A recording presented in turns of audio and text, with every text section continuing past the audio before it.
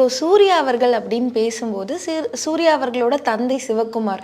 So அவருமே சூர்யா அவர்கள் ஆரம்பத்துல சினிமாக்கு வரும்போதெல்லாம், எதுக்கு வேணாம் இந்த மாரிலாம் சொன்னதா ஒரு சில விஷயங்கள் இருக்கே. இத பத்தி சொல்லுங்க. ஆமாம், உண்மையாக வந்து ஒரு நேருக்கு நேர் படம் வந்து வசந்த் வந்து கதை முடிவு பண்ணிடுறாரு.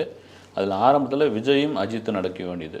அப்போ அஜித் வந்து கதை கேட்டுட்டு அந்த தனக்கான அந்த சீன்ஸு போர்ஷன்லாம் பார்த்துட்டு, சார் அவரை விட எனக்கு கொஞ்சம் குறைவாக இருக்குது, என் கேரக்டரை வந்து அவருக்கு இணையாக வந்து விஜய்க்கு இணையாக வந்து கொஞ்சம் கொண்டு வாங்க.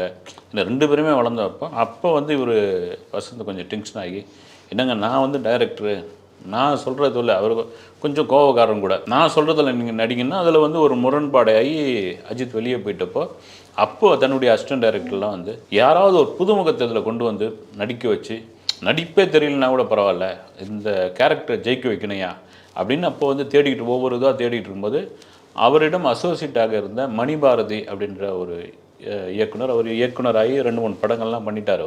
அவர் தான் வந்து சார் இது மாதிரி சிவகுமார் சார், அவர் பத்திரிகையாளர் இருந்து இயக்குனரானவர். சிவகுமார் சாரை நான் நிறைய முறை போய் பேசுவேன், இன்டர்வியூலாம் பண்ணியிருக்கேன். அவர் ஒரு நல்ல நண்பரும் கூட.